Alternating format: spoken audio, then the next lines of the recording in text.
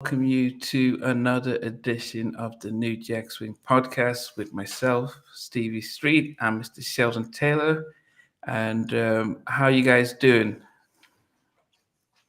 Doing Very well. good evening. Great to have Sheldon back this week.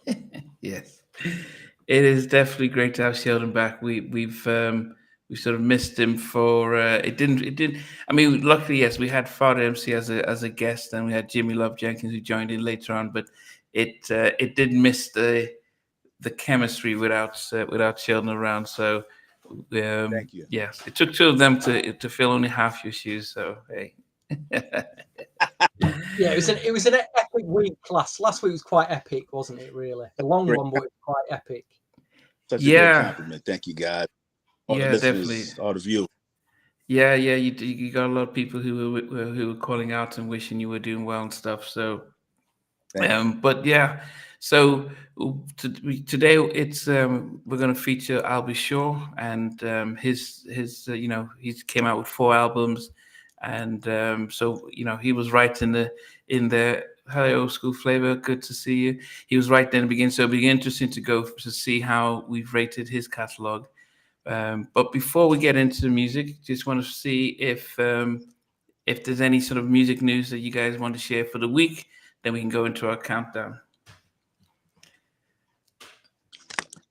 I don't Hey, have so anything. nice and early today. Oh, nothing today for you, Sheldon. Okay, Stevie, anything?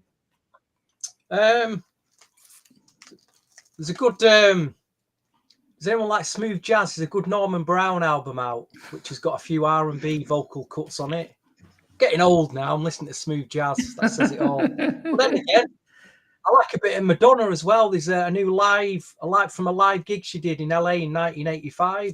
I love the cover going back to her early 80s days. Oh yeah, Madonna. So that's come out as like a live broadcast.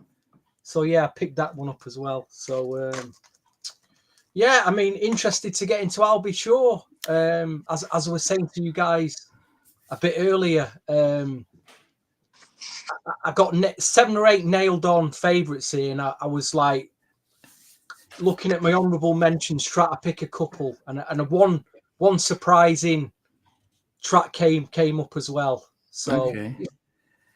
not that easy tonight. Not that easy tonight because he's done a lot of good stuff on Albie Shaw. Yeah. But anyway, just hey Colin, hey Tanya, good to see you guys this evening. As I said, we're doing our top 10 Albie Shaw features. Hopefully, there's a possibility Albie Shaw might join in. That would be great. But hopefully. But as I said, we're glad that Sheldon's back in with us today. He wasn't around last week. He's much better today, so we're really happy about that. And Mac, welcome.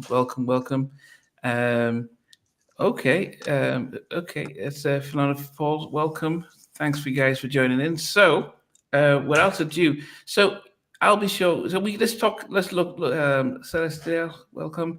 4 albums from Albie Shaw: In Effect Mode, Private Times, Sexy Verses, and then he had the. I was going to say Hidden Beaches. Honey, That I'm was the name of the label. home. I'm home. But I'm Honey, coming I'm home. home. Yes, home. Yeah, I'm home. Yes. And it seems as if it's and I do wonder before we get into the actual album, the songs. Did you think in the 80s when he came out he had the falsetto, real high falsetto, and mixed it up? But do you think when we got into the 90s that the the strong sort of Aaron Hall and that type of vocals sort of dominated, and his vocals, we had the Jodeci's, and we had the different type of vocal. Did you think that affected how we appreciated his songs in the 90s, or do you think maybe it was marketing that didn't help his subsequent albums blow up like the debut? I think that because it's like a 2-year period, during the time between night in effect mode and private times in the whole nine. It's about a two-year period. And the thing is, music had changed so quick, because remember, he's at the head of the curve. There aren't any young singers that are out at the time. So by the time he comes out, now you have a whole influx of artists, and like you said, there's different vocal energy that's going on. There's a lot of songs, different lyric as far as content, lyrics and things of that nature. And then you start seeing, influx of rap music coming in, and it's impacting the music. And I just think that he still was impactful on the creativity side, but I just think that he was kind of slightly ahead of the curve, and then everybody caught up, and then there was a shift. And then when you look at also now, groups are becoming popular, over solo artists. And because if I went back and listened to the music, and the content, the signature vibe of his music was always there. It never changed. I think it's just the industry around him, and it could be behind the scenes some business things, because the first two albums were Uptown, and then he ventured off or whatever. Yeah, went to Warner Brothers brought him in house, so he signed directly to Warner Brothers. Yeah, If and you haven't seen the unsung, clip of him, the episode, it kind of fills in a lot of gaps. He did an unsung about maybe 5 years ago, so that might be floating around YouTube. So it kind of to get the viewers and everybody kind of some of his backstory, the transition of what he was doing. He was doing records with David Bowie, so he was really stretching. Yeah. He was really stretching. So, well, Sean, just before Tim Beats and Marco and Trina they're all sending their love to you. So, do you want to say hi to everyone before we start? Yes. Yes, yeah, sure. I want to show love to everybody. Thank you so much for your concern. I appreciate it. Very much appreciated. So again, sincere thanks and gratitude. Yes. Thank you. All right then. So, Steve, do you want to say anything before we start? Just like I was saying earlier about trying to compile this top 10. It's funny because when I was buying I'll Be Sure records in 88, I've said this on other podcasts. I wasn't familiar with the term New Jack Swing in 1988. I didn't quite get it till a year later.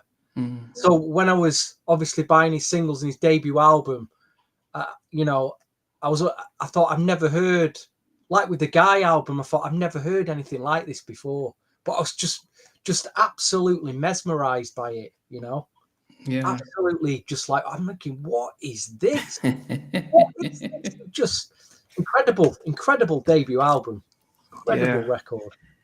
Yeah, so I mean, we're going to go into, but I would suggest you guys, if you haven't watched the my second interview with Carl West, we go through each of the albums, each song on each album, and he talks about Teddy was supposed to sort of produce they come up with a demo, he was supposed to produce it, but he listened to what they were doing and says, no, you guys have pretty much got it nailed on, go ahead and do it. Just about Carl comes up with the music, and I'll be sure it's a prolific songwriter. He listens to it, changes, gets the melody, and he just writes the lyrics. So that'll be something that you guys can listen to. But let's without ado, do you want to start off with number 10? Well, Sheldon, since you're back, so you want to start off with your number 10? What makes your number 10 on the on our top 10? I'm sure a lot of us are going to have some really similar ones. I like what Sheldon has Colin has just brought out. My number 10 is a remake. And one of the things that, Al B. Sure was good at is he was very tasteful in the type of remakes that he would choose to do. Because when you look at everybody who was out back then doing remakes, they would kind of do songs that were kind of in the vein of what they were vocally. I mean, whether it was Aaron or Guy doing the Gap Band, and then later on you saw Aaron and Damien do Donny Hathaway's A Song for You. You just saw that kind of a trend. And I'll Be Sure kind of went in a different direction, and the selections that he picked, you can tell that he listened to a wide range of music, different types. And this particular one is a record that was actually recorded by Sting. in 1987 for his second album after he left the Police, and that song is called Fragile. And if you've ever heard it, it has this familiar guitar sample. A lot of people have sampled the record. It's been incorporated into a few songs, and very beautiful ballad. You know, it's very sensual. The music is really impeccable. So this particular one, I have a few remakes on my list, but it just shows how impeccable. He's a curator. You know, people just, you know, when I look at people who do remakes, okay, they do a remake. I look at Al as a curator, not so much someone who remakes records. He has an impeccable in curating different songs and incorporating them into his catalog. And Fragile, if you've never heard it, it's off the 2009 album Honey, I'm Home. Give it a listen. You won't be disappointed. Okay. That's yeah, nice left field as number 10. Okay. What about yourself, Stevie? I'm slightly controversial. I struggled with a lot of his cover versions, you know, that he did. I know he did quite a few, and I did really struggle with them. I just didn't think they hit the mark. But again, it's all opinions, in it. I started I really struggled with placing 10, 9, and 8 because I'm looking at my honourable mentions, and they're all strong tracks. It's like, what am I going to pick here? And at the last minute, I remembered something. It's a track that weren't on any of his albums. It wasn't a remix. And in connection, and I'm just going to remind people, because either people not heard this track or completely forgotten about it, but it is connected. That's why I pulled out Madonna tonight, because Madonna recorded a track in 1990, I think it was, Justify My Love. And if any of you out there bought this CD single, no matter what you do, the maxi CD single, there's a B-side on it featuring Casey and Jodeci, and it's called Al's Justify My Love. It's got the Madonna beat in it, and it goes on for about 6 minutes, you know. So I've kind of cheated. It's not it's not on the app, but it was left. It would have probably made the second album, but they filled it up so much they couldn't fit it on. So my number 10 tonight is Al's Justify My Love, if any of you remember that. Thanks for bringing that back, because I do have that 12-inch. Thanks for bringing that back, man. I'm going to go back to it. People have forgotten about that, I think. But I left off a few really other... I'll be honest, I left off, no matter what you do, is going to be number 10. But I've sneaked that in just ahead of it anyway. That's my number. Interesting start for me. You guys... Okay. He says he's right. I didn't want to let Chin Beats down as well, because he's here for the hidden gems. Okay, so you don't expect any hidden gems from me, but you may get some surprising tracks that I've put on there.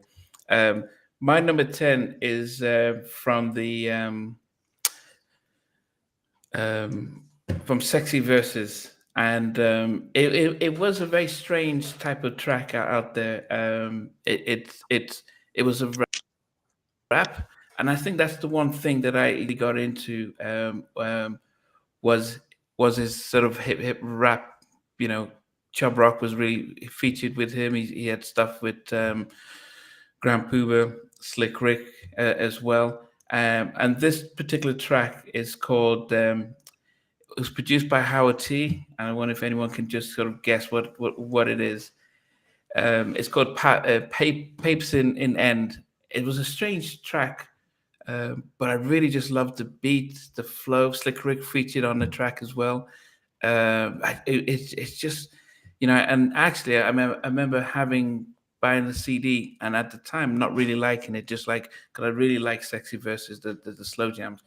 But later on, I really got into this particular track and really appreciated Howard T's production, but also the flow and the sort of the story behind it. So that is my number 10, Papers in the End, featuring Greg the Head and Slick Rick. Pardon?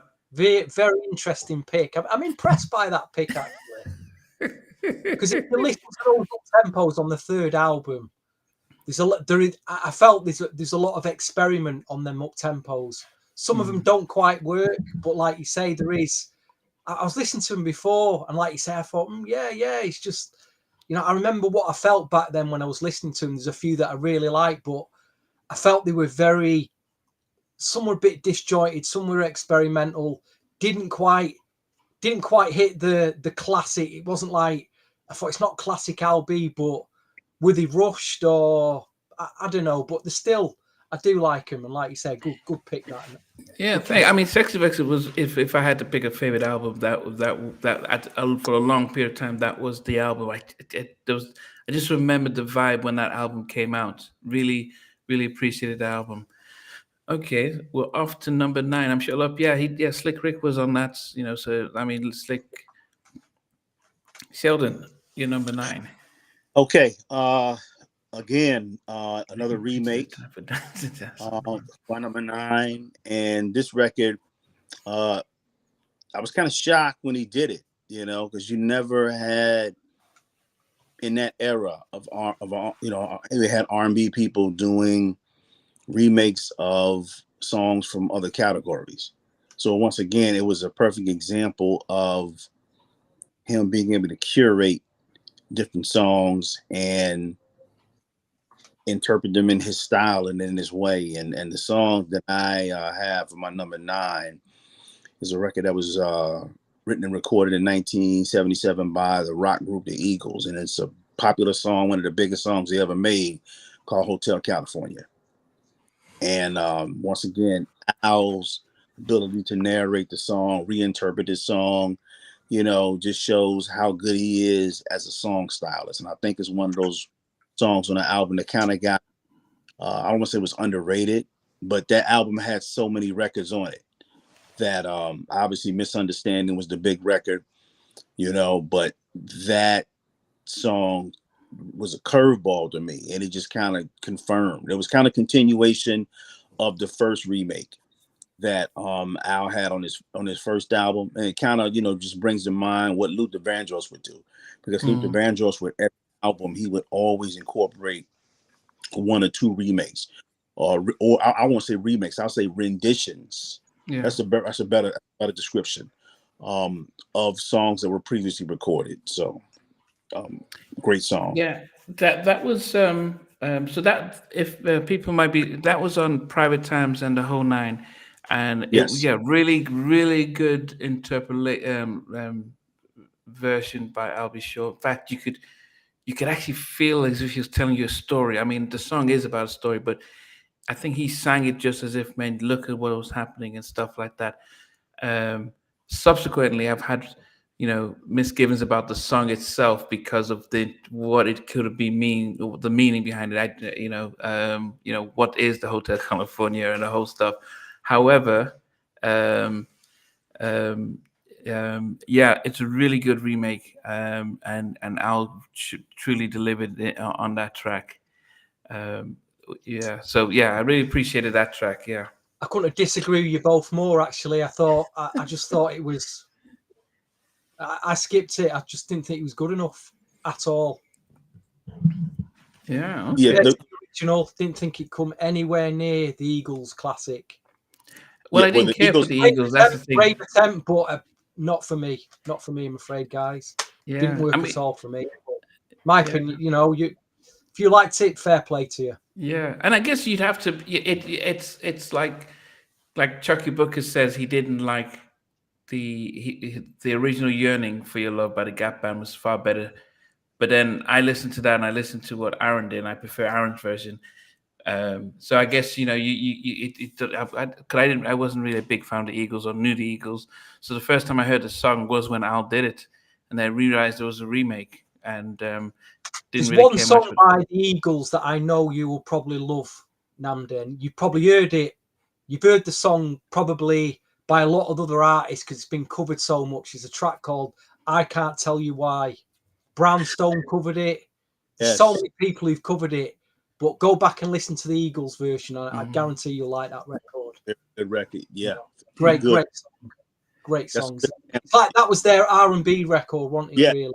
Yes. And like you say, black radio and black black artists picked that, like the it's almost like the Simply Red record, Holding Back the Years. Black Radio picked that record up, and so many people have covered it because it's a great song.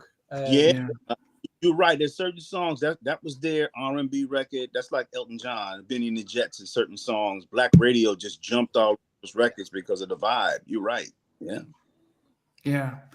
Yeah, I mean, as I said, yeah, it's yeah, yeah. I guess for some of us, that was it. Just showed his, his ability, as Sheldon said, about being able to experiment and take and try and make it his own. But see, what makes your number nine? My first edition from the In Effect Mode album, an album that, oh God, I've just played this. I bought the vinyl originally, and I've worn my vinyl out like I've worn my guy vinyl out, and eventually I got a CD copy. But the one I picked at number 9, track number 8, Just a Taste of Loving, which features a vocal from Terry Robinson, in a similar vein to the way Tammy Lucas appeared on the Guy album. A vocal stood out. I just like what she did on that record. I just like the record as a whole. Wasn't a single, but it's just above mid-tempo, swinging mid-tempo, highly underrated track. Could have been a single for me, but yeah, that's at number 9. Just a Taste of Loving. Okay, yeah. I mean, the whole album, definitely a classic. I actually went to his final album that was recording on Hidden Beach, which is Honey I'm Home. That album, and you know what? I didn't realize at the time that there was no difference. It was him and Cal doing a lot of the production and a lot of the work, and actually had some really good tracks on there. And he actually kind of, he felt like this album could have done better if it had major push. But my number 9 is actually, I think that was the first single that they released. I love it.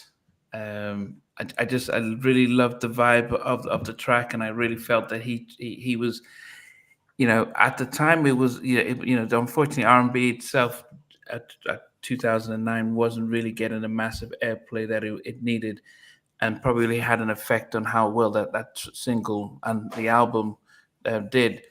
But I think he held his own, and I was really surprised after sort of a more than a 15, 10 of 12, 15 year gap. Yeah, 15-year gap that he really he came out with the track on the album. So yes, so that was the only one that he released, but well, the first one he released on that album. But that's it. I love it. So if you guys haven't listened to his album, Honey I'm Home on Hidden Beach, give it a try. Beautiful, beautiful selection. I know. Yeah. So that was my number 9. I think, yeah, it's a fantastic comeback track. Yeah. I felt like he wanted to do a track for his longtime fans. He got Kyle West back in the studio, and that just reminded us of all all the stuff that he did back then. Which it was a brilliant track. Good choice, Nandi. Sheldon, number 8. All right, my number 8 was another curve, but I liked it immediately when I heard it. And again, it's another ballad, and it just shows Al's reach to where, at the time, Al's probably maybe 21, 22 years old, and for him to reach out and make a record with somebody, an R&B veteran, just that alone was just amazing. Just for him to do that, because he could have, done a record, I don't know, with anybody that might have been in his age range or who was out at the time. But for him to go ahead and go get an female R&B vocalist from a different era, man, and then the song worked. Of course, the song is No Matter What You Do. That's a ballad that I really liked, and I remember hearing it from the first time on the CD. And then when the 12-inch came out, I really jumped on it. So I just liked, once again, I was as Keith Sweat as everybody else, but I was he's in his own lane, very unique. in terms of his approach to music, man. And over the course as we cover these songs, I kind of touch on those moments, those unique qualities that he has as a recording artist. But yeah, number 8, no matter what you do, very romantic ballad. I like Great that. record, just brilliant. You know, Yeah, to Dinah get Ross turning up. I mean, that, like you say, was such a big surprise.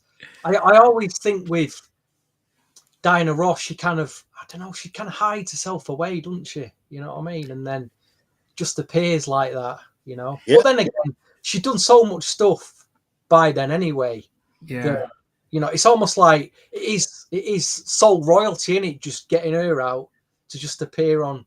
It'd be interesting to ask if I'll ask how they actually got her to appear on the track. Actually, how they got her. Oh I'm goodness, amazed. I'm gonna post the I think a lot of people. I'm gonna post the clip that with Kyle West because he spoke about that and what he said during the time they were recording the track. They I think they got into the studio around say 10 o'clock. Diana Ross had already been there since 9, and from the whole Motown, and it was like they realized, oh man, we don't mess around. She said, "What's this, guy?" So they had to get the next day, get there really early, and she kept them on their game. I need to cut to the clip because I went, as I said, I went for every song on every album with Cal and said what happened with this and what happened with that. So I'll bring that up. But he said, look, man, everything was really, they had to respect that she was a massive legend. So she really got them on on tip tops for that. But Can you post up that comment from Zach, the last one from Zach? this one, what did he say? That one, yeah. So he wants to remind us that because Al B did a lot of production in the 90s. Leday's second album from Motown, which didn't get an official release, it's got some great Al B, Kyle West type stuff on it.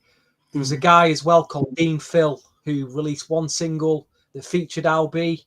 There was a cassette promo of an album which never got released, should have come out on Motown. That never quite happened. I pulled out this evening, this group called Full Swing Effect that Al B was part of. There's a couple of tracks produced by Al B Sure on it. It's like rap, swing, like Father MC. He probably knew him as well. Howie T's on this, a bunch amongst a bunch of others. What else was there? What Zach said? Yeah, early Faith Evans. Yeah, totally. Usher, of course, on the Usher album. Jodeci, yeah, he executive produced. Well, it was Puffy on it, but it was Al B and Puffy on that first Jodeci album. What number we on? Number 8. Yeah. Number 8. So I've got my number 9. So Sheldon, what was your number 8? Number 8 was No Matter What You Do, duet Yeah. with Diana Okay. Ross. Yeah, Stevie, what was your number 8? I've gone from my first selection from his second album tonight, produced by Devontae Swing, actually, called Touch Me. Very much. We're in the garden again. We're in the garden. We're in the. Obviously, we can't mention the Quincy Jones. Well, we can mention the Quincy Jones record, but it wasn't on his album. But oh god, what a slow jam! Yeah. Like you say, as Sheldon says, that lush production. But Touch Me, one of my favorite slow jams ever. Number 8 for me. Yeah, that particular track made my honorable mentions, but it didn't. There was no space for it in my top 10. But yeah, it was yeah, just the I mean, we have to, we can't forget I'll Be Sure That's as it. a Touch You, not Touch Me. Touch You. touch you, yeah. But yeah, we can't forget I'll Be Sure as a producer. And sometimes you may wonder the tracks that he produced, say for Tevin Campbell. I mean, was probably an amazing track, but I think Tevin sang it, gave it Tevin gave it a different vibe than say if Al had sang it. I really love that and stuff that he did for Usher as well. So yeah, Alone with You, beautiful track, with Carl West. The way they, I think as a production duo, writer and producer, they were really good. Um, and so he's got his hand in a lot of things. But my number 8 is a song that I've had this. We have something in the UK called Marmite. I don't. You guys don't have it in the States. It's one of those things where you either like it or dislike it, and it can go either way. And mine is so with this track. I mean, there were times I really loved it when it first came out. Then I didn't like it. Then loved it, loved it again now. And it was the only track that well, Timmy wrote it and Teddy produced it, and that was "If I'm Not Your Lover." Um, and you could, because it was, because Timmy, they had "If I'm Not Your Lover," and what was the track on the Guy album? You Can Call Me Crazy. You Can Call Me Crazy. Yeah. So both tracks were written for I'll Be Sure. And Gene Griffin says, "No, we're taking back You Can Call Me Crazy." I'll Be Sure Odie sang the first verse, but Timmy had to finish it off. But both tracks, very similar kind of tracks and beats, were both written for I'll Be Sure, which Timmy wrote and Teddy produced. And just getting slick in it and stuff. At the time, it was really, as I said, loved the single, loved the interaction with Slick Rick and stuff like that, and loved the whole vibe and the remixes and stuff like that. So that's my number 8. If I'm Not Your Lover, I'll Be Sure, featuring Slick Rick. Can you pull up what Marco's comment is about? Don't forget David Bowie. Yeah, he did a track. He worked with David Bowie on his 1990 album. Is it Black Tie? I didn't think that track quite worked, though. I'll be honest. Didn't hit home for me. He worked with Al Green. He did a track with Al Green. He did his stuff. Yeah, I think one of the things. Just As Long as We're Together, man, that brought Al back in a big way. Just As Long as We're Together, yes, brought him back really big. Yeah. I mean, that's the thing about I'll Be Sure. I think this is what Carl was saying about why the second album didn't blow up as much, was because he was, he became a pop star, where he wasn't just an R&B person, where he was mixing with David Bowie and these guys, and moving into different circles, with Quincy Jones and stuff. So he was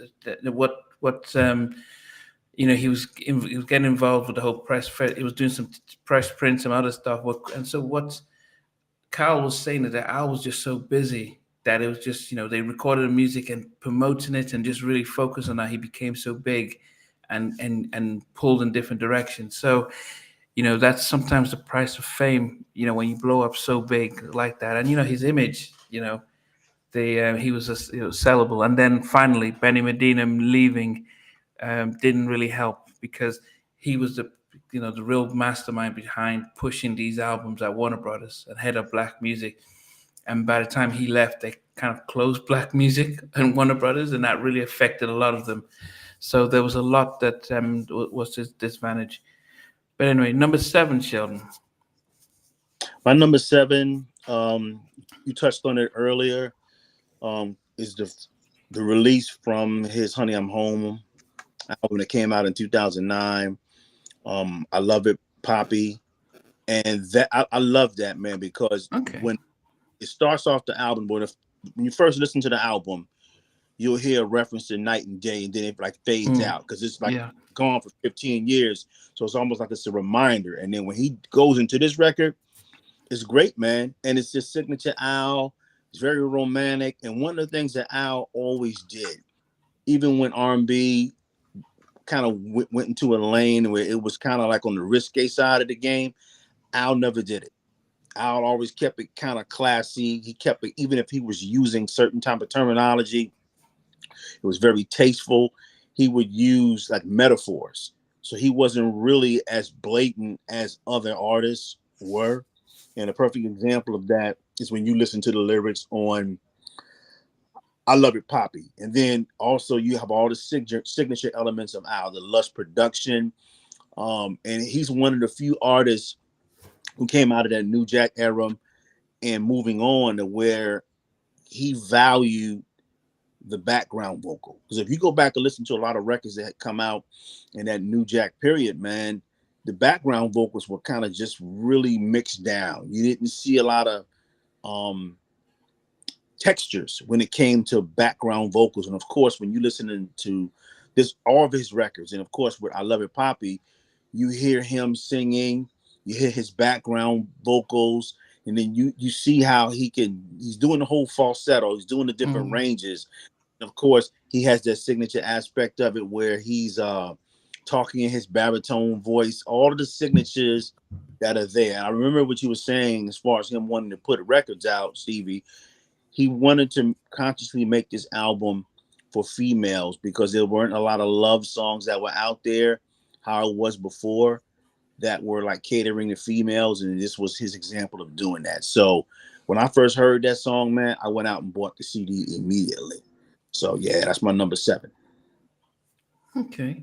Yeah. I mean, as I said, I really loved the track, loved what he was doing, and how he was really keeping, being able to stay in that lane, and so yeah, really appreciated that track. Steve, what's your number 7? Number 7, this would have been a lot further up, but we're not allowed to include remixes because the remix is a New Jack classic for me. But we're going to go with the album mix, which is a strong album mix from In Effect Mode. It's If I'm Not Your Lover. Your number 8 made my number 7, Namdi. Okay. And for those of you who can't afford the very expensive CD single with the remix on, which is probably between $50 and $100 now, they actually put the remix of If I'm Not Your Lover with Slick Rick on the Best Of CD, which I highly recommend this because it's all the tracks are remastered and you're getting some hard to find. There's even a remix of Rescue on Me here. There's the what is it? In the Garden, The Secret Garden. There's a remix of that, the Sweet Seduction mix. So yeah, it's just a brilliant best of. Nice little storybook. New photographs. I was looking to find this last year for £1. I've seen it on eBay for like $50, and I thought, I've got to find that somewhere. Best, I've got to find it cheaper than that. But to find it in a shop for £1 in a sale was absolute steal.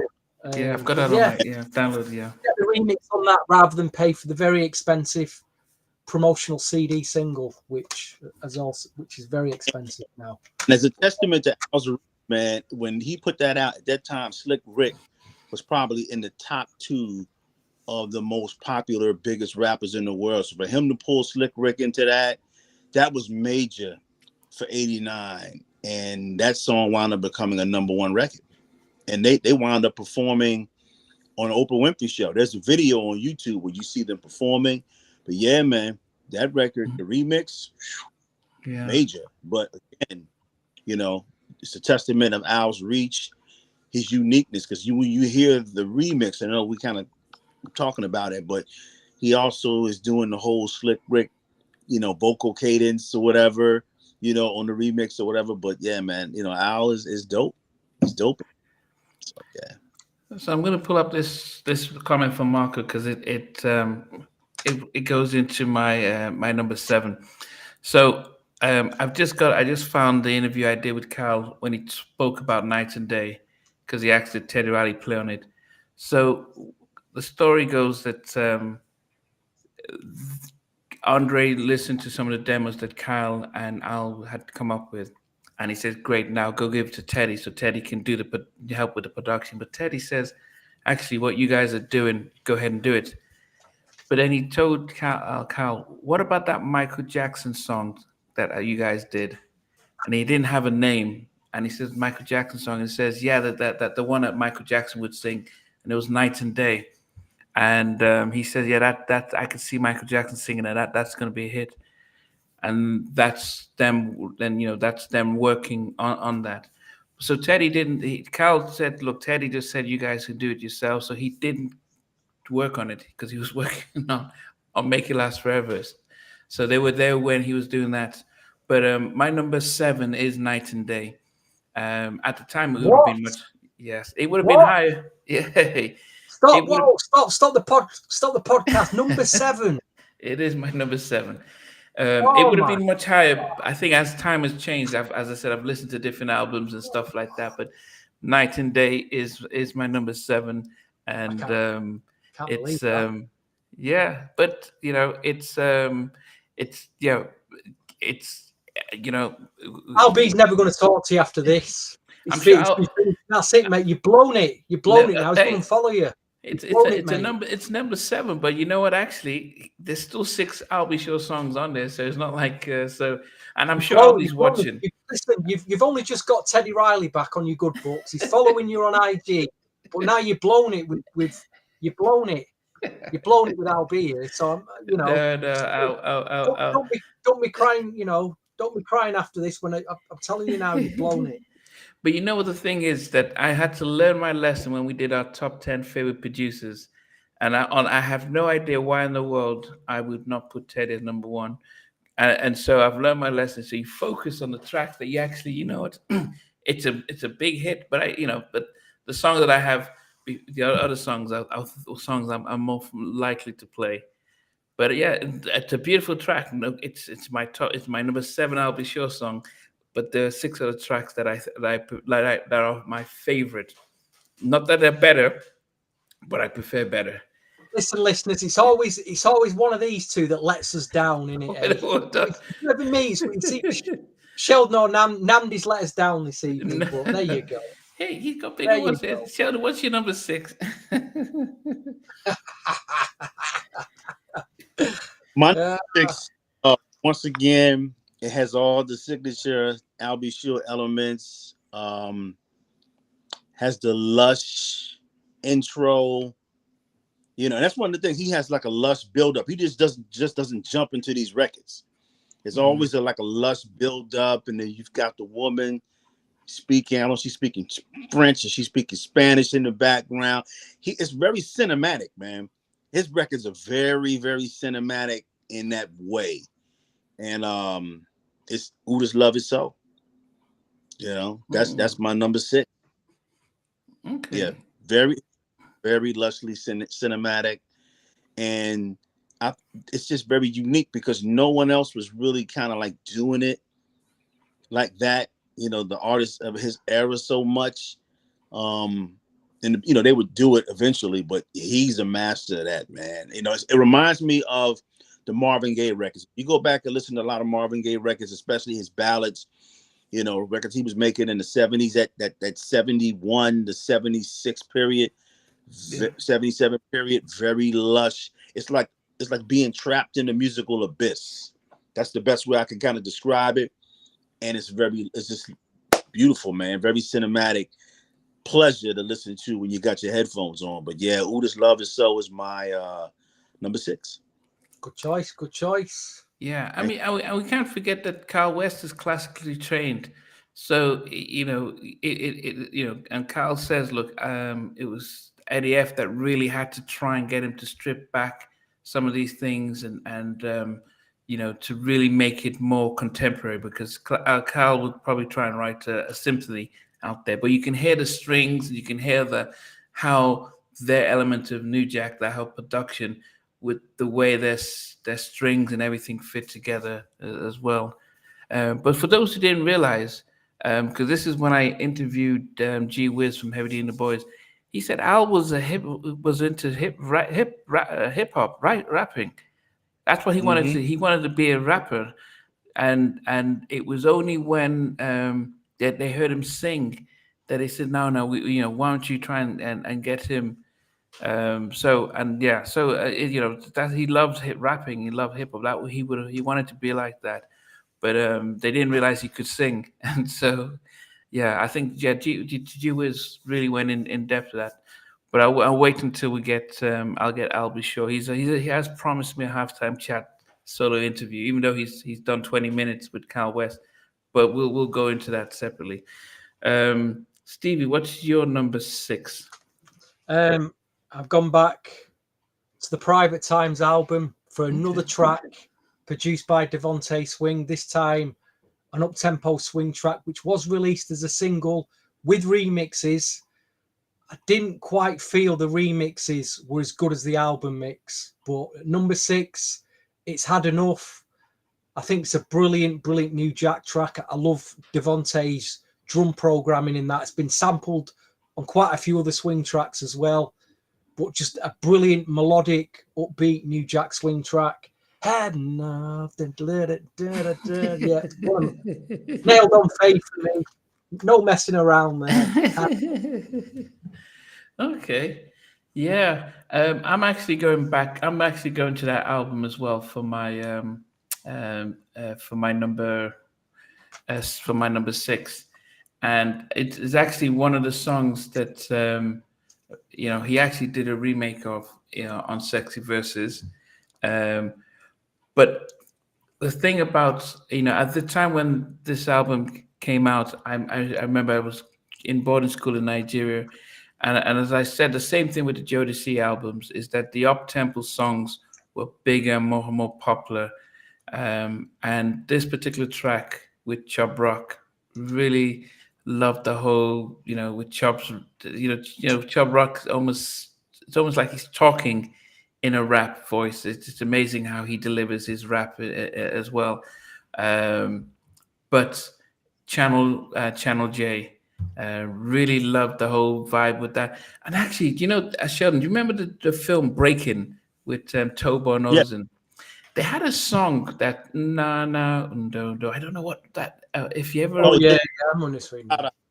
That's George Kranz, then Dada. Yeah. Yes. So they sample a little bit of that on Channel J, and when he says da da, and then so I think it, because breaking was massive in Nigeria, the same way it was probably in the US and stuff. So anything, the songs from that album. So I think that also really struck a memory when I listened to that track and stuff. So yeah, Channel J, loved this track, loved the, how Chub Rock raps on it and stuff, and yeah, so that's my number six. I think the swing tracks on this album are they are so solid and not talked about enough, because the production on them, some of the production on some was quite frantic at times, but the Channel J almost had like almost like a house beat to it. Yeah, Solid track, really solid. Yeah. Yeah. So, Sheldon, we're down to our top five. What makes you? What's number five for you? Okay. My number five comes from "Honey, I'm Home," and you referenced the Night and Day backstory, where Teddy was, engaging with Al. He was asking him about that particular Michael Jackson record. So when I look at my number five, it goes back to when you start looking at that influence that Michael Jackson had on listeners who were able to dig into his albums. And this particular song is obviously, Namdi, this is one of your favorites. And this is Lady of My Life. That's my number five. And when I know your face, you just turn, oh my God. But I'm going to tell you, again, the reason why I picked this record is because it shows Al's knack for curating remakes that are in the vein of what his musical tastes were. And of course, when you got certain records, the mentality is, the rule of thumb is that you never touch certain records. Yeah. You're not head, but I'll just say that his version of it was pretty good. I enjoyed it a lot because it wasn't a stretch, because it was, he's singing it in his tenor falsetto voice, so I enjoyed it. That's my number five. So for those who don't know, my all-time favorite song ever is Michael Jackson's "The Lady of My Life." And so because I know that's my favorite song, every time I have a guest, I always ask them what's their favorite song to see if anyone. And so when I've heard remakes of them, it's almost like, this is just not serious. I must admit, Al's version is the best remake I've heard of it. Neo has tried it, Maxwell has tried it. There've been even Troop just came out with a version of it, and Al's version on that album is the best I've heard. But because that's special song for me. It doesn't allow me to really get into it. I listen to it and say, oh, the best version, but it's hard for me, just because to me that's just a magical song. I would prefer people doing "You Put a Move My Heart," which was written by Rod Temperton and produced by Quincy Jones, in the same vein of "Late in My Life." I think I prefer that song because it wasn't. They were recreating a song in a different way, and it has the elements of it, but it's just So that's Wild Shot. But it's Come just on, the guys, best. let's get real here. Let's time to get real here. To get anywhere close to the MJ version, because what you say, it's an incredibly special record. It was sung in a very special way. You've got to be a singer as good as or better than Michael to even get close to that. If you're going to remake that track, and I'm sorry, the remakes I've heard so far don't even come anywhere near. Don't Yeah. come. It's nice. It's to try, brave, but you're not coming close to that. Yeah, and I think it's not the vocals. I think it's the emotions that Michael brought into that song that is so special. And that's why it's always hard for me when, as much as I appreciate when everyone tries it, it's just I can always hear Michael's and I just know how special it is. But I would say, as I said, of all the versions I've heard, Al has come the closest. But I don't know. Yeah, so he's come the closest, and so, but yeah, as I said, that's my all-time favorite song. So I'm But always the bar is high for me. but the thing about it is the same. But your argument, and I'm gonna play devil's advocate, is just like when you guys version of "Yearning for Your Love" versus the Gap Band's version. To me, nothing tops that. I Nothing. agree. I don't disagree with you on that. Nothing tops that. And I understand what you're saying, because it's not just when you look at what Michael's doing. Obviously, his delivery, and then of course the music that's in the background is very subtle. It's very stripped down, but you hear the keyboards and you hear everything else is going on with the record. And of course, when you hear the Lady in My Life, Al's version's updated version, if you're a big fan of that record, it's like, okay, all right, he's doing it, but at the same time, nothing. And it could be a situation to where when someone does certain remakes or whatever, it's like certain records may be looked at as off limits. So I understand. So my opinion is because of his emotion and his, again, in his lane. He's very subtle, very romantic. The song has the lushness, so it's kind of in the vein of his approach to remix. I'm sorry, reinterpretations, remakes. Yeah. So yeah, but I understand. I got you. I understand. Stevie, what about you? What's your number 6? Number 6. No, number 5 it is. Yeah, number 5. Sorry. Going back to the In Effect Mode album for another upbeat swing track, Off on Your Own Girl makes number 6. Great single. Did he perform at the Apollo? Or was that Rescue Me? He did it, perform at the Apollo. Love the video at the time. But love the remixes. Yeah, just incredibly catchy sing along. Off on Your Own Girl. You've got to have that in your top 10, surely. You've got to have that. But what do I know? I've no idea with these two tonight. They're going all over the place. So. Well, that's what's great about our top 10s. They're so unpredictable. This is what it always creates for a good debate on a Sunday night. And this is why, viewers, this is why you turn up. Turn up every week, So you mentioned about Ella Cool J and Boyz II Men, Hey Love. And they sampled the track, and what Boyz II Men did was great, but they weren't singing the actual song. And so it was I could appreciate that version. I could appreciate what they did because it wasn't them singing the song, but it was just them just singing the melody. And actually, Boyz II Men were really good, but it took 4 of them to pull it off. My number 5, going back to In Effect Mode, and it is Do You Want to Rescue Me? Crazy. Yeah, this is Al at his peak.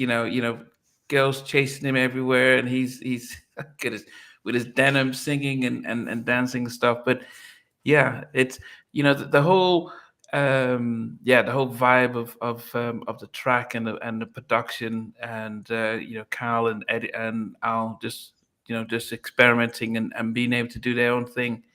So yeah, Rescue Me is my number 5. Brilliant track. Yeah. Okay, Sheldon, what number 4? There's a girl standing there, but maybe just for me. Da, da, da, da. Go on, Sheldon. My number 4 is If I'm Not Your Lover. Okay, well, that's quite high up. That's number 4. Yeah, I just, listening to In Effect Mode, it was, I loved, it was a departure from the ballads, nice, kind of like mid-tempo-ish. But yeah, that's my number 4, If I'm Not Your Lover. Okay. Stevie, what? Matt, please, number 4. Oh, dearie me, you guys tonight. What's your number 4? What's he doing? Anyway, what are we on? I'm on my number 4, yeah? Number 4, yes. Not that quickly. Again, another track from this album, which everybody should have. If you're viewing tonight, you should all have a copy of this in your collection, whether it's digitally, whether it's on vinyl, whether it's on CD. I don't care. You need this album in your life. Rescue Me is at my number 4, Namdi. Okay. Again, brilliant, just a brilliant swing track. Loved Carl West production on it. A lot of the sounds that were in, some of you may remember the Cheyenne track that Kyle West did in the same year. But it's used very similar, like keyboard chord sounds in that, as well as Rescue Me. But yeah, that's my number 4. I do wonder if Stevie's going to venture outside the 2 albums because we've got Ineffective and Private Time. So I wonder if he's going to very difficult tonight. As you can see, myself and Sheldon have covered up. We're covering all 4 albums, but my number 4 is probably one of my actually my best song of Sexy Verses, and I think you could hear Cal West sort of classical trained cinematic type of stuff, because Cal West talks about it's almost like a movie, like he comes up with the song, Al does the writing, and a lot of us were wondering, was this song meant to be on the Strictly Business soundtrack? But of course it was sort of in a way written about the fictional character of Strictly Business, which was Halle Berry, Natalie. I just loved actually it's not my best song on that album, but it's just one of the best ones out there. The whole video was shot in sort of like a desert in black and white, but you could hear Kyle West using every sort of instrument, like the like an orchestra to produce the whole thing, the drums and stuff. I Want to Know What's on Your Mind, Natalie. Beautiful, tender ballads. And you know what? When Al's singing that particular track, you start seeing that he wasn't overdoing it. He wasn't overdoing his vocals. So if to say, an Aaron Hall or Jodeci or stuff, they would really be getting into it. But you can see how tender he sang it and stuff. So beautiful track. I don't know the old story. Was he married to? Was he married to Kim? Is it Kim Porter?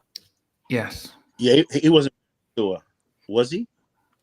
I don't know about. Was he with her then? I'm talking when that was the mother of his first son, and was he with her during the Sexy Verses? I always thought. Yes. Oh, so maybe is that a song about her? I don't know. I believe so. Record. Yeah, I believe so, and I think he just probably changed the name.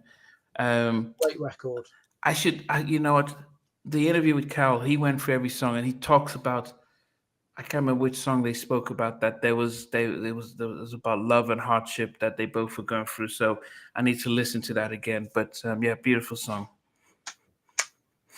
So we're down to our top 3, Sheldon.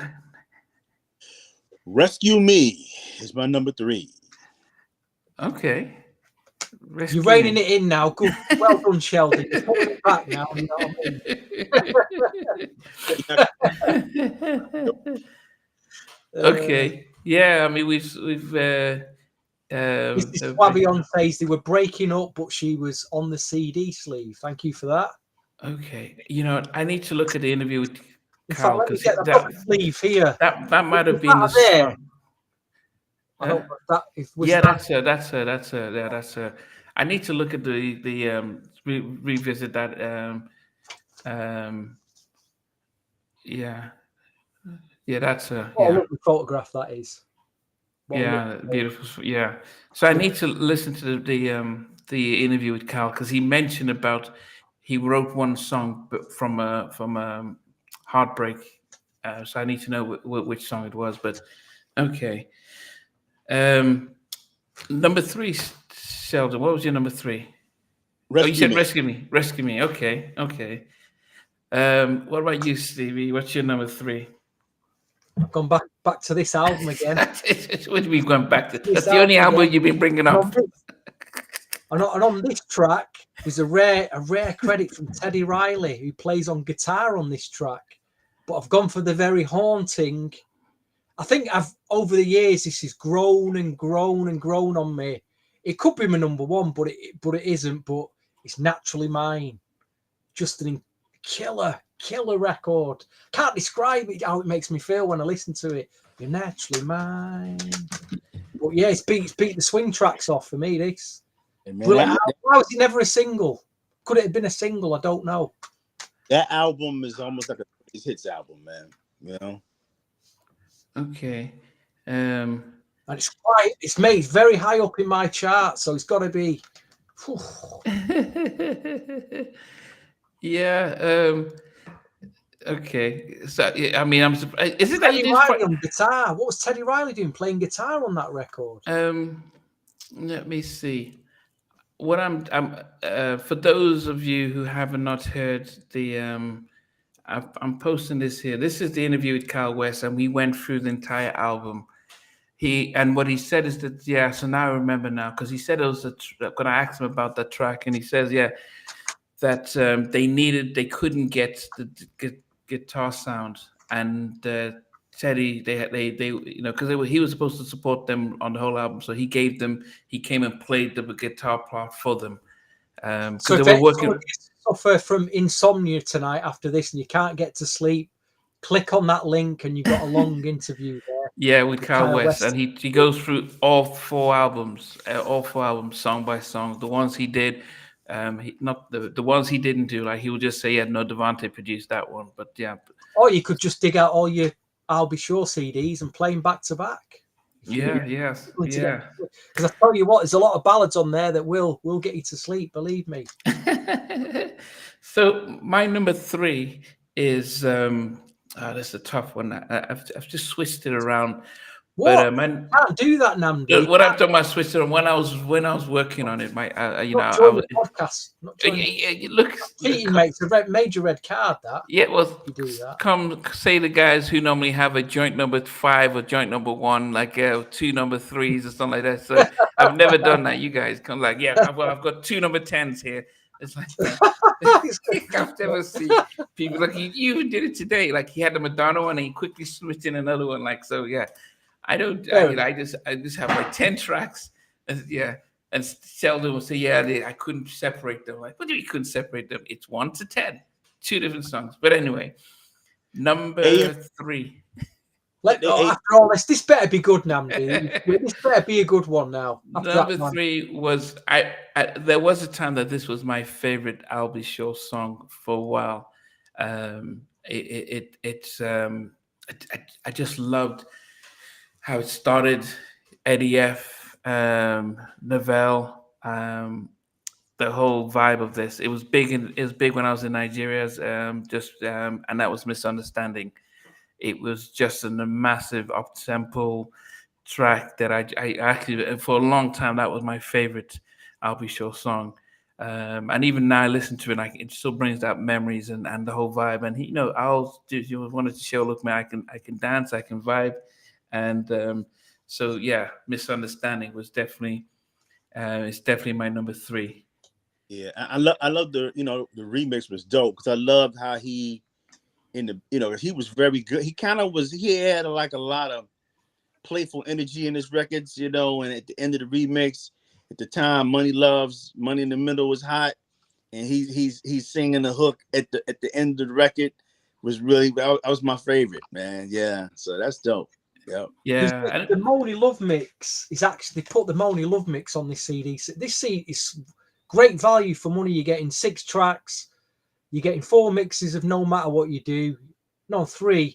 Then you're getting 2 mixes of that B-side track, and you're getting the Money Love Mix as well of Misunderstanding. But I think my favorite remix of Misunderstanding, I think it was tagged the Eddie F. House. Was it House Mix? It's a completely different. And it just bumped along, but I thought it was a great mix. But overall, it's a great track. But yeah, what are we up to? Number 2. Yes, number 2. I've actually picked something. I think it's my first entry from the Sexy Verses album. Namdi, which track do you think I picked from this? I want to let you try and I've only picked one track from this in my top 10. Which one do you think I picked? I'll give you a shot at it. If you don't get it, I'll give Sheldon the shot. Well, knowing you probably it could be Papes in the End because, and I hope it's not the remake of Channel J, which was, yeah. We're at number 2, Namdi. We're not number 8 now. We're at number 2. So think of the standout tracks from this album. I would think it's either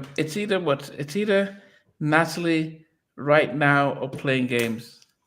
Well, you're in the. So it's Right Now. Mentioned it, but I'm not. Is it Right Now? That's the one, mate. That is the one. That's got the cookies and the cream. That is the killer. That is the killer track. It's one of his. It's just one of his best ballads ever. Yeah. Even the instrumental on the CD single is I weren't too. The remix is okay, but the album mix and the instrument. Oh my god. Oh. Yeah. But yeah, not nailed on number 2.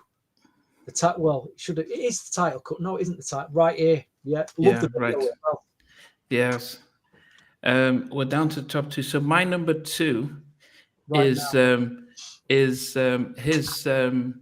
Well, I think this was his first single, and the one I introduced us to him, and off on Own Girl.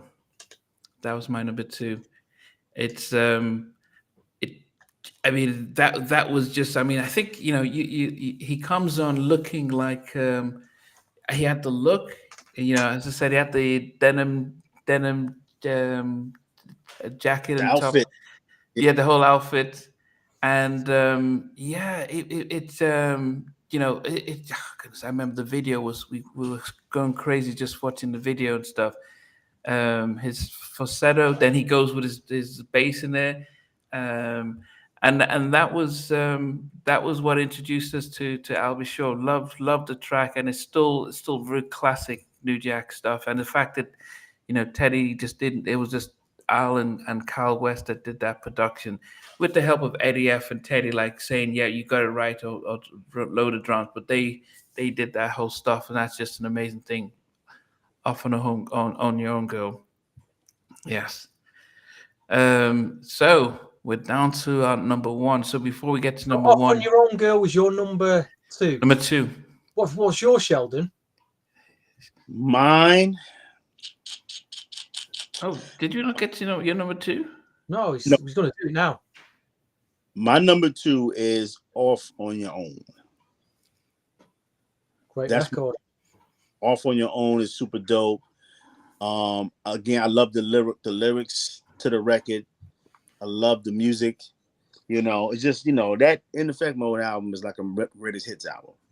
Greatest hits album. When you just, it's just so many different things I can say about it. But Off on Your Own was just dope. And it was once again a good breakup from the ballads that were on the record. Man, it was dope, man. Dope album. So Off on Your Own, yeah. Yes, you're right. Actually, it was Night and Day, which was the first thing that came out, not Off on Your Own. But yeah, yeah. Um, okay.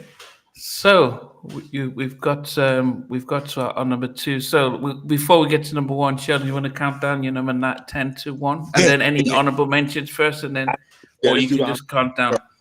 Yeah, I know Night and Day was the first single, but Off on Your Own it was just a breakup from the ballads. It was Mm. ballad. Okay, so my honorable mention, let's do those first.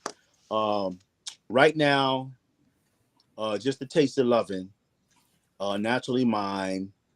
And then I got 4 tracks from the Honey I'm Home album with For Life, Only You, dedicate my all to you.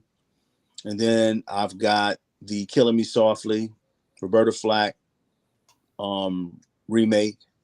And then of course I'm gonna throw you a curve because I love the Noche y Dia Spanish remix of Night and Day. So those are my now, going back to Mentioned my Just for the Moment there, didn't you, Sheldon? Just for the what? moment.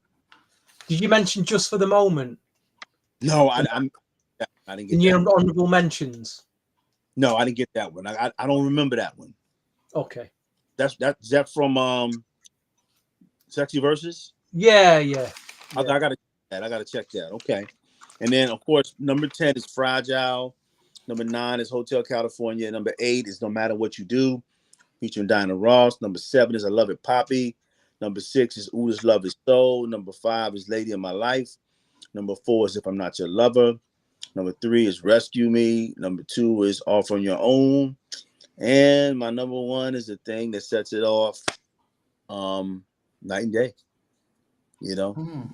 Night and Day, that's his signature record, and just when it came out, it was just amazing. It had been out at the time. I was living in Hawaii, and Hawaii they didn't do a lot of R&B music at the time. They were doing like maybe Pebbles, but they wasn't really going deep on the R&B side, man. And I remember, I'm dating myself. I wrote a letter to an ex-girlfriend of mine. Hey, what music is out? Because at the time when I left, the Jam and Lewis sound was super hot. Prince was super hot. And she wrote me a letter. It was like Mamacita, Groove Me, Night and Day. I never heard any of these records. This is early. And when I finally heard it, I was like, man, and I think R&B, shout out to Keith Sweat. But R&B, as far as that next generation R&B singer, R&B, I mean, he epitomizes that. Keith Sweat is a little older. So obviously the sound. Oh, that's a shame. He's just popped out as he's telling us about his Sound of the music is different. Okay, he's back. The music is kind of like in the vein of like classic R&B that had come out a couple of years prior.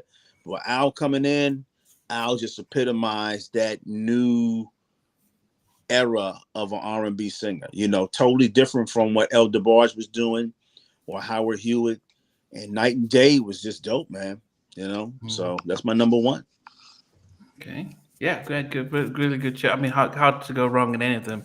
Stevie, what's and honorable mentions and your top 10? Honorable mentions was the I Love It track, Pappy Eye from the 4th album. Just a great track. Natalie made an honorable mentions. Could have made between 10 and 8, but didn't for me. Just for the Moment. Go back, everybody, and check that track out from the Private Times album. Very melodic, mid-tempo track. Oh, So Special from Private Times. He's back. Yeah. okay. So Special, which again sounded like Secret Garden.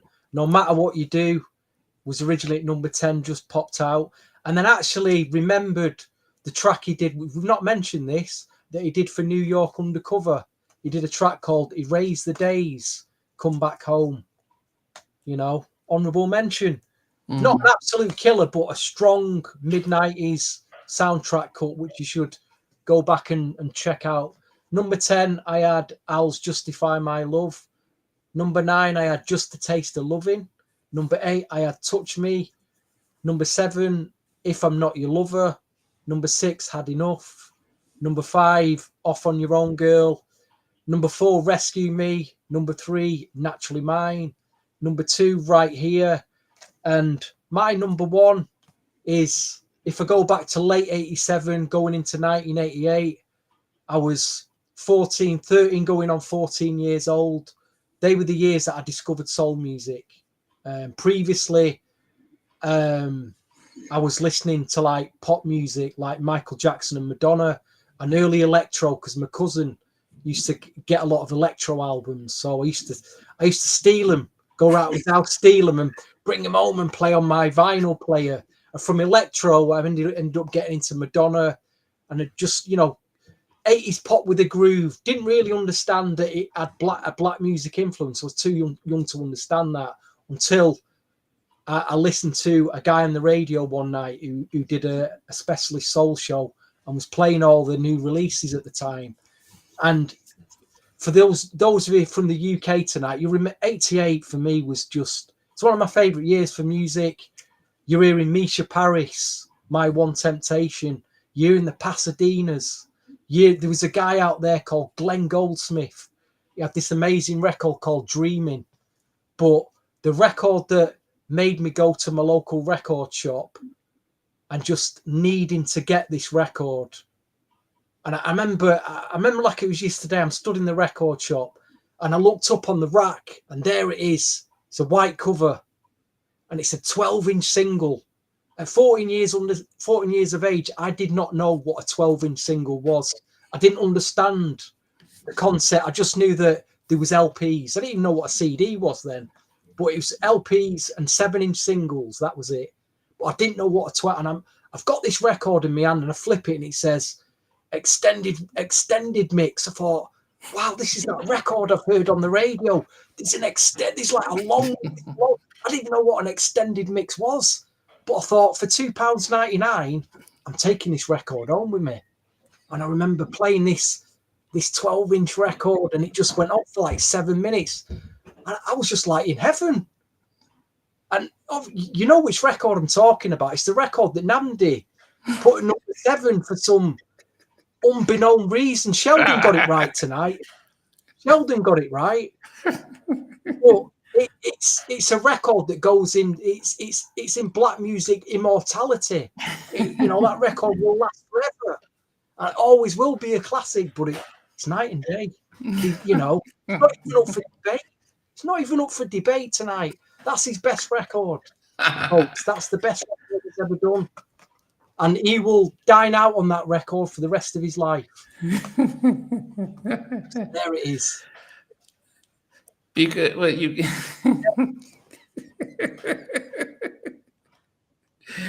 So we're gonna. M-Mac wants you to speak at his funeral, so you could go for the whole story. Well, that's up to debate whether that's his best record, but that was his first record. It is up for debate. It is definitely going to be up for debate. But I'll go through my honorable mentions. Playing games off of the Sexy Verses. That was one of my honorable mentions. And actually off his Honey, I'm Home, Top of Your Lungs. I know if you had mentioned that.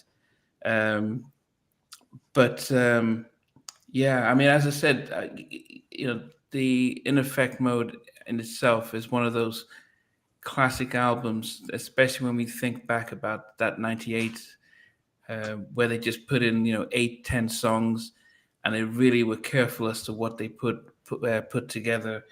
And so I could have picked a lot more songs from An Effect Mode, but I wanted to really spread it out across his catalog to really represent. You dug deep tonight. You have a fair play. You dug deep. You know what I mean? You dug deep, Namdi. And the strange thing is that a lot of the tracks that we're mentioning are not necessarily the singles, and I think that just shows there's an appreciation. Even when we did Father MC last week, and what we've been doing is to really listen to the song, and actually some of the album cuts that didn't get released are actually sometimes better and stronger, that actually last longer. But yeah, perhaps in me, in the end, was my number 10. I Love It was my number 9, and that was from his Honey, I'm Home. If I'm Not Your Lover was my number 8. Night and Day it was my number 7. Channel J was my number 6. Rescue Me Infamous. was number 5. Natalie was my number 4. I had Misunderstanding at number 3. Off on Your Own at number 2. And a song that Sheldon says was an honorable mention, which I failed to understand. That I think is probably one of his best songs ever, and especially when he sings it live. If you want to see, I mean, the video is good, but watch his performance on Arsenio Hall. Um, with the background singers. It's right now. It's to me. I just loved that. Just love the whole thing about the whole story, and even Kyle West said that's his favorite production that he's done with Al, and how he was doing the production for somebody else, and then Al heard it, and he says, I need that track. I need to write to it." But I just love the yeah. I mean, to me, I mean, I think if people said, "Oh, we don't," Al can't, vocally what wasn't what I said. Watch that video, watch him singing it live, watch how he gets into it, watch how he gets, and the whole Uptown background singers, beautiful, beautiful track. So that's always been my number one track for him, but that's Well, changed to over be time. fair, that's the for me. That's the only if you don't want to pick Night and Day as your number one, that's the only one you could put a number one. So it's a fair play to you. Fair play, Hey, Namdi, he basically said you redeemed yourself. You know what I mean? Yeah. No, when Sheldon, you put it as an That honorable is mention. a I'm thinking, phenomenal what? record as You well. didn't even think Phenomenal. about, but I'm like, but that's, I mean, It was a cool song, cool song. but like when he put out that, it could have been in my top 10, but when he came out with Honey, I'm Home, I just, man, a lot of those songs in that album I like better than Right Here, but again, Right Here, once again, Not right is now. very lush right now, very lush, very cinematic. Yeah. If you ever seen the music video, kind of speaks for itself, and it kind of like was in the vein of that. And I think you brought something up at the beginning, is that he's staying true to his musical style, and what's happening around him, the music is like totally different, and of course, because you see the record sales start to decline with each album because the music is changing. But I just think that his music has a longevity, and has a distinctive quality that it's never dated. You listen to those records, and they're never dated. There's some records that were hot in the 90s that I probably would never listen again. They were okay for their time, but his music is never really dated. You can pull so many different things out of it. You can get lost in the production. You can just really just zone in on the lyrics, so, timeless artist in terms of music that he put out, quantity over quality. You don't have to put out 80 million albums, 9 or 10 albums or whatever. He did it in 4. So, Yeah. yeah. I mean, it does sound like Don't- Tevin Coleman was alone with you. Just the same guys, Al and Kyle West writing, producing it. So, but it was that's why it sounds great for Tevin. And I don't think if Al had sang Alone with You, probably would have sounded as good as Tevin, because Tevin had a different range, and I think we were accustomed to that vocal style, so we needed a difference. Yeah. Even when Tevin did Goodbye, which that's probably my all-time favorite Tevin Campbell record, it's just Al's ability to go ahead to write songs that they tug at the heartstrings. They're lyrically, it's just other people write songs, and it's like you can tell they just write to the track, right? But his lyrics and Kyle's production, it's just seamless. Like some people, they write to tracks or whatever, and it comes off pretty well, and then other times it doesn't. It's like they kind of conflict with each other, but it's very seamless when those guys work together. So I would have loved to have seen them really just just continuously work together and put out a lot of more work as far as I'll be sure as album releases. But again, I mean, the Kyle West interview basically just broke it all down. Al was really hot. You got to give him a lot of credit. Is that people wanted that. They wanted that I'll Be Sure vibe, man. They wanted that romantic vibe, that lush. Yeah, I guess that's a good way to say about romantic. I mean, do we actually rate Albie Shaw as a writer? Do we even realize that he is a prolific songwriter? Because I think it gets overshadowed by him as an artist that you forget that actually, he puts the lyrics to all those tracks. And you think about Forever My Lady. When I And come interviewed and talk to me. the Come and talk to me. He's part yeah, of because that too. when Dalvin says, "Look, none of us had kids, so we couldn't relate to it," but Al was like, "Okay, I'm gonna write this with what Kim was pregnant with. Um, I think Kim was pregnant with his son, and so that was the feeling he had, and they co-wrote it with him, that was the vibe that he had. But I think he gets overshadowed as a songwriter, um, and if we listen to look at he writes all his stuff, barring the remakes and stuff. But yeah, but You know it what was it is it's very understated. But when you look in terms of just being a pure songwriter, because there's a lot of people who write songs and they produce, and it's cool. But with him, just lyrically, just the vein and what he's doing. I mean, just think about it. Is that come and talk to me. I really want to meet you. I really want to know your name. It's that whole romanticism that was like disappearing from R&B records in the mid '90s, where you got not Silk, but Silk a little bit. That's a Keith Sweat vehicle, but H Town, the Knocking the Boots, and everything's starting to kind of veer off in a different lane, man. And he just stayed classy with it, man. You know, yeah, You know, yeah, there's many artists out there that they only ever do one record that anybody wants to hear. It's like you go to the concert and they're all waiting until the end just to hear that record. yeah. Whereas, you look at he comes out first with Night and Day, and you think, how can you better that record? How can you even come close to it? But like you say, years later, he comes out with Right Now, which is just, and like you say, he writes songs for Jodeci, Forever My Lady, and all them, like you say, what a song, what a songwriter. And yeah, and the definitely. thing about it is that of course, early 20s, you're still an adult, but he's in his early 20s writing these songs. When you look at the point of reference for somebody that's in their early 20s, there's nobody else in their early 20s writing songs like what he's doing. You know, Mm.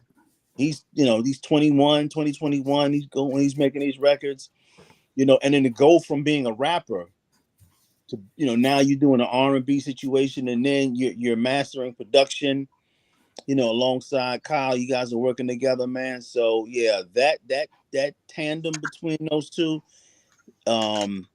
it's an unsung tandem, man, in terms of But what those. I've got to give credit also. I know we mentioned Kyle West. There's another guy especially on the first album, that an engineer called Roy Shamir.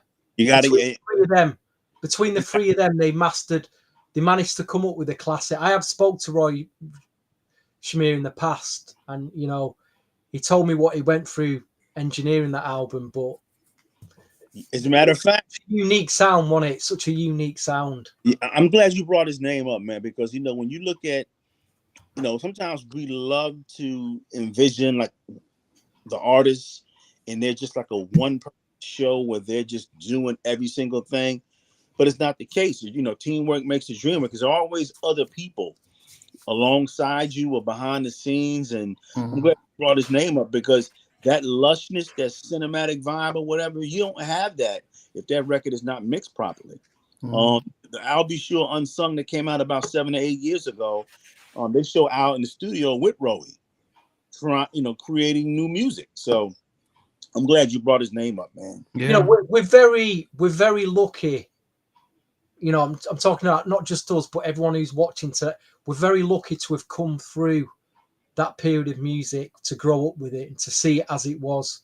There's a lot of young Y2K generation now do listen to R&B that they're out, to the credit, they're looking for 90s music, and they probably yet to discover Albie, I think, but when they do, they're in for something special. But we grew up with this, and we're very lucky to go through that period. Imagine Imagine being 14, 15 now into music. You're going to struggle at it. It's just not, God, I came through this period. Yeah. Yeah, definitely. very lucky. I think after now there was never, from a writing perspective, from a lyrical perspective, because everybody says, okay, yeah, I write songs, but the songs may not be great. They may be good, but they're not great, or they may be fair, but not good. But when you look at his batting average in terms of just writing R&B songs, man, just it's so high, and then you don't have anybody else after him. There's some talented people that are coming after him doing what they do, but I don't see another person like lyrically that's coming along writing songs, writing song lyrics. Is Neo.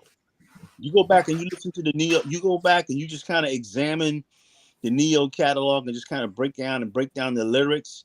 And his lyrics are very cinematic. It's just not, like a lot of people's lyrics, they're camouflaged by their vocals. They may have the vocal runs and all the stylistic things that come out of their mouths, when they sing, but the lyrics standing alone, I don't think anybody else comes out until you have a Neo. When you go back and listen to some certain records, yeah, just you could just Neo is like poetic, but there's a lot of romance in his lyrics, not sex, but romance that's directly coming out of that I'll Be Sure zone. Got a lot of people coming in between, but yet nobody's doing it like I'll Be Sure in terms of his approach to writing romantic songs. And he's relying on the whole aspect of it. It's just not the visual, the sexy image that he has. He's relying on the total package, man. He's got the look, but in the studio, man, it's very cinematic. He's playing with his vocals. He's recording his background vocals. He's singing against his backgrounds. He's doing the different vocal tones. Sometimes you hear the baritone, you hear the falsetto, you hear the tenor. That guy, man, is a very special artist, man. Very special. Imagine, right, if this had been his one and only album, we wouldn't have complained. We would have said, I wish there was another app, but you couldn't complain. Just having that alone would have just been happy with that. But he gave us 4 albums of stuff. Lucky, so lucky. Yeah. And you got to realize, coming out of '88 with so many great albums, to really, have that album stand alone. Because again, we're talking about Make It Last Forever, which comes out, November, December of '87. But going into '88, you got, Don't Be Cruel. You got Heartbreak. Man, for and it's easy if you put out an album during that time. Because think about it, there are other albums coming out in '88, but it's easy for an album to get like lost in the shuffle. In effect mode, it never did. If any of you have ever seen the BBC science fiction program, Doctor Who had this thing for American. He had this thing called the TARDIS. It looked like a British, even though it was blue, it looked like a British phone box. Them classic phone boxes. Yes. From the outside it looked small, but you go inside, it was huge. But anyway, I wish I had a TARDIS now, so I could go back to 1988. Just for a day. Imagine that for a holiday. I don't want to go to Greece for a holiday or Spain. I want to go in a TARDIS to one of my favourite years for a holiday for 2 weeks. Imagine I could do that. Go back for a holiday. That'd be my holiday. I've talked to people, and I got a buddy of mine. He used to always say it, even in going into 89, 90, 91. He was like, man, I'd love to go back to 88. 88 special. If there's any AI robots watching this tonight, because there's probably a few AI robots watching this, invent a TARDIS, please, so I can go back to 1988.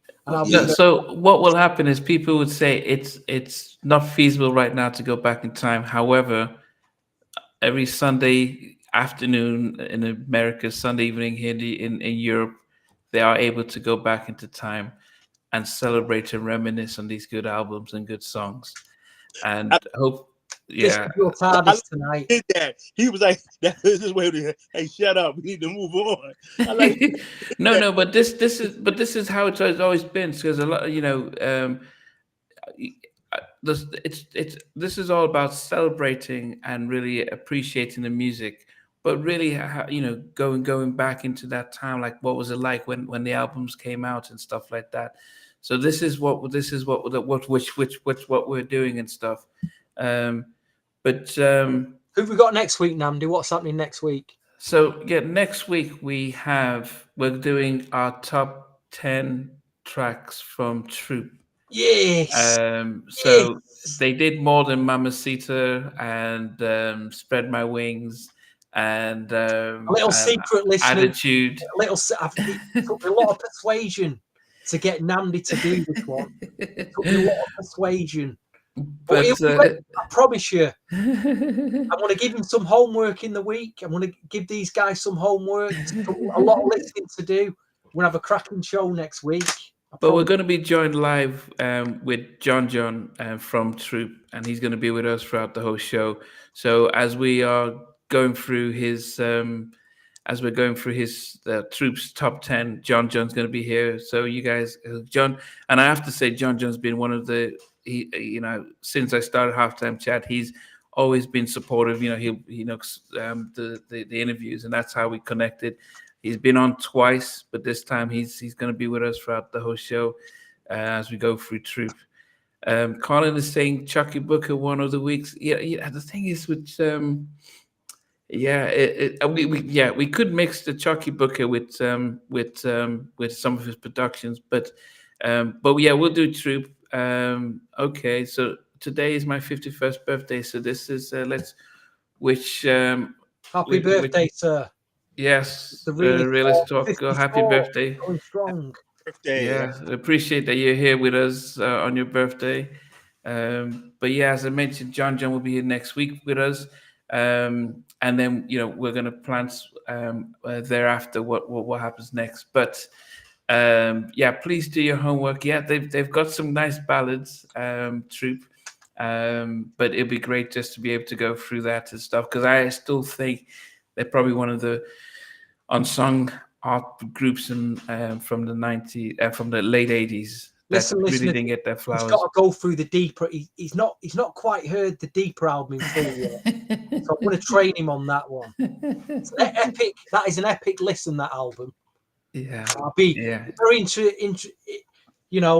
I'll be very keen to hear your thoughts next week on that. Yeah. As I said, I've always rated Troop, and I think they had the record of the most appearances on a senior hall. I think they had 7 appearances, and so that's how much they were highly rated by him. So John's going to be our guest in the studio on the show next week. So really appreciate you guys for what we did tonight. It's great that Sheldon is back. Although last week, to his best tonight, back to his best with the commentary and the comments. Definitely not sure about some of his choices, but definitely back to his best with the commentary, where he placed them and that. But yeah, we definitely appreciate that you guys spend this evening with us. I have to say evening. It's 10:30 in the UK. It's 11:30 in France and the rest of Europe. It's probably about 4:30 out in 5:30 out in the US. But definitely, we appreciate when you guys join in and laugh with us and joke with us, but more importantly, reminisce with us. And one of the things that Albie Shaw did say to me was he appreciated the fact that what we do is not to look at the negatives. And is somebody yawning? Somebody's yawning. Okay, yeah, Realist is saying it's 2:40 out in LA. But that the fact that we celebrate, we're not here for the gossip. I'm not here to start talking about the slander, but really just to celebrate the good stuff. Yes, Colin, Father MC, that was a great interview. It was a long one. It's but it definitely was a good one. And then I hope any of you who have seen the LaFlex interview, it was also, you please check it out. Really good interview with LaFlex. Oh But yeah, I'm of course, LaFlex. Do yeah, check that one out. yeah, Funny guy, very funny guy. please check that out. But Yeah. as I said, John John's going to be great, one of my best. So A shout yeah. to our unsung, our kind of unsung fourth member of the podcast, who usually phones in trying to get on the podcast. What's he called, Namdi? Jimmy. Oh, Jimmy Love Jenkins, Yeah, the former our vice president of promotions at Uptown. I mean, he's still heavily in the game. So Jimmy and Father MC, as I said, he'll be back when Father MC will be back. Don't worry. And we must get Idris Mohammed as well. Get him back as well. He's an unsung member of our podcast team as well. Likes to. Yeah, even Carell. So Henry, okay, well, yeah. So there's so many of the artists who's stopping by are definitely going to come forward. Love the humor near the end of the Father MC interview. Actually, Sheldon, you did miss it. I mean, Father and Jimmy going head to head, and Father saying that Jimmy is cooking food with alcohol, and Jimmy's telling Father that, look, man, you were just you're running up the credit cards of the promotions team, and then they trusted you with that and stuff. Yeah, and Mac, Tony. Yeah, I mean, yeah, we've still got a lot. I mean, we still got add it to the list. That we still, definitely. we'll add that to the list because we still got yes. You know what was funny, and this was for those who didn't watch. Jimmy Jenkins was on live, and then he started cooking. That's what I was like. I was cooking up as a dish, Nambi. It was his fingers all at one point. You know what? What's the funny thing is, and somebody pointed this out, is that halftime, when they just it's kind of like, they forget to call me Namdi and just like, halftime, and so that's always a fun part when that happens. It's and easy name to remember. Stuff, but Jimmy's gonna be back. Don't worry about that because we're gonna continue our Uptown celebration. Guarantee that We're gonna continue our Uptown celebration. So Jimmy's gonna be back, but also check out the Eddie F interview. It's strange because it wasn't an Eddie F interview, but he started to talk about some stuff about Uptown and some of the stuff he was doing. So 3.5 hours as well. So check that out. Next week, Troop, and then we'll probably show who's going to come after Troop and stuff. But we always appreciate you guys. Who have you got on halftime chat? What starts? Is it starting tomorrow? Oh goodness. I don't like saying one of my favorite interviews, but Bob Robinson Jr. from Tim and Bob starts tomorrow. So that is definitely going to be one not to miss. Bob Robinson from Tim and Bob.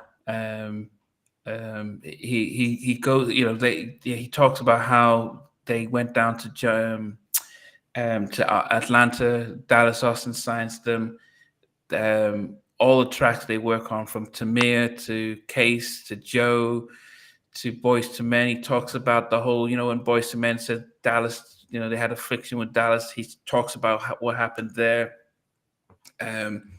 He goes into a lot of stuff and his whole journey, and meeting Teddy, Jimmy, and Terry. So if as I said, I don't like having favorites, but as I said, that to me, he was just a nice, humble guy, just going through these stories. So that's going to be a big one. So yeah, check that out.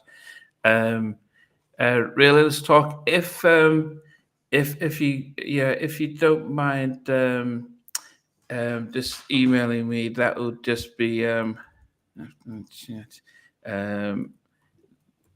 and then we can talk about that. But yes, I'm sure I'll get Dallas Austin soon. I'll ask Bob from Tim and Bob. Yeah, but that's Bob from Tim and Bob. you know, if you think about their catalog and all the hits and especially amazing backgrounds. Bobby V talks about Bobby V. Remember Athena Cage from You give enough away, Ian. I'm doing Athena Cage from too many Cod spoilers. Close. Too many spoilers away, Ian. She was signed to them, so he goes through a lot of that. So yeah, check that out. And then I'm Allah going to come back, but we're going to do live with them. But anyway, we'll see you guys next week, or who knows, during the week something may pop up, and we may just go on live and stuff. All right, till then, guys, thanks a lot. Thanks for watching. Yeah, we appreciate you guys, because we can't do this stuff without you guys supporting us.